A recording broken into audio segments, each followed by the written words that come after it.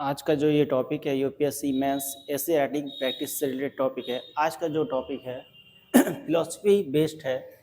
मनुष्य प्रकृति का विजेता नहीं बल्कि उसका एक हिस्सा है। ये ऐसे का थीम है जो 1200 वर्ड्स में इनको हम लिखेंगे।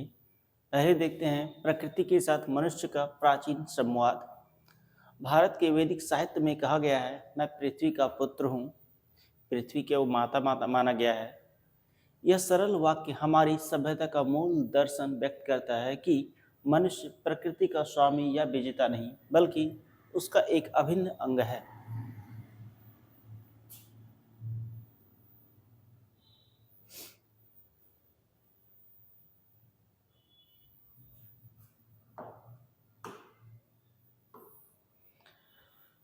बल्कि उसका एक अभिन्न अंग है। परंतु आधुनिक काल में औद्योगिक क्रांति, वैज्ञानिक प्रगति और उपभोक्तावाद ने मनुष्य के मन में यह भ्रम उत्पन्न कर दिया है कि वह प्रकृति को नियंत्रित, जीत या पराजित कर सकता है, कि वह प्रकृति से ऊपर है।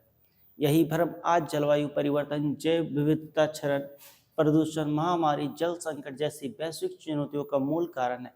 सत्य यह है कि मनुष्य प्रकृति को जीतता नहीं बल्कि जब भी उसे जीतने का प्रयास करता है, प्रकृति उसे उसके वास्तविक स्थान की याद दिला देती है। मनुष्य का अस्तित्व, विकास और भविष्य प्रकृति से अविभाज्य है। वह स्वयं प्रकृति का एक छोटा अंग है।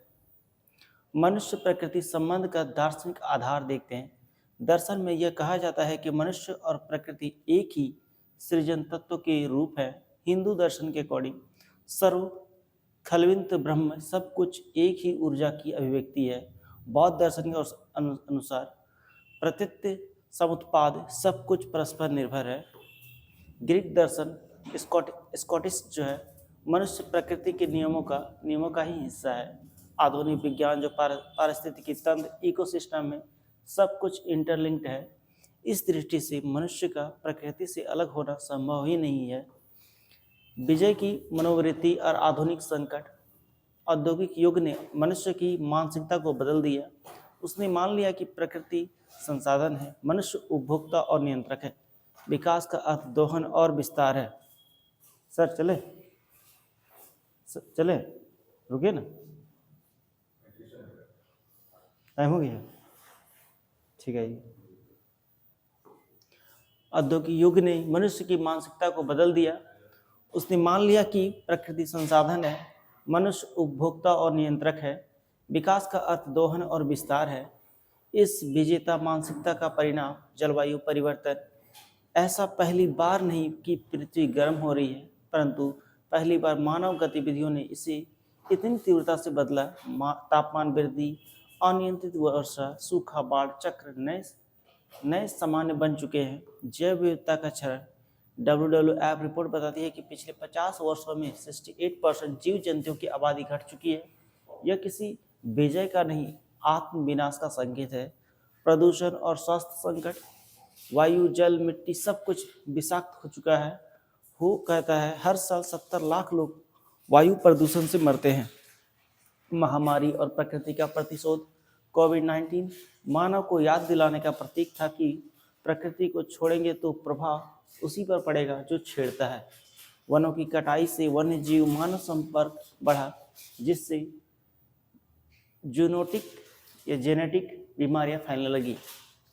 क्या सच में प्रकृति को पराजित किया जा सकता है? मानव ने प्रगति अवश्य की है, चंद्रमा तक पहुंच गया है, नैनो तकनीक बना दी है, परमाणु ऊर्जा को नियंत्रित कर लिया है। लेकिन इन उपलब्धियों का अर्थ यह नहीं कि प्रकृति पर विजय प्राप्त हो गई है।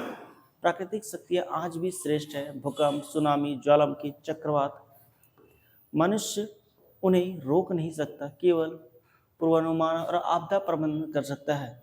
प्रकृति का संतुलन वापस लेने की क्षमता। पृथ्वी 4.5 अरब वर्ष पुरानी है, मनुष्य की औसत उम्र 70 वर्ष है। किसकी शक्ति अधिक है? स्पष्ट है, प्रकृति हमेशा अंतिम निर्णायक है। यदि प्रकृति के नियमों को तोड़ा गया तो नुकसान मनुष्य को होता है। उदाहरण, अमेजन के वनों की कटाई से वैश्विक वर्षा चक्र प्रभावित होता है। हिमालय में अंधाधुंध निर्माण से बाढ़ और भूस्खलन होते हैं। मनुष्य अपनी बनाई मशीनों से दुनिया बदल सकता है, पर प्रकृति के नियमों को नहीं।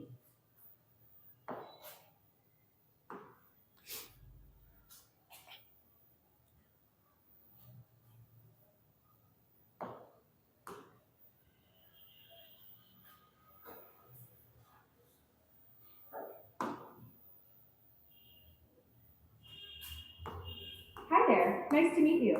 I'm excited to help you get things done.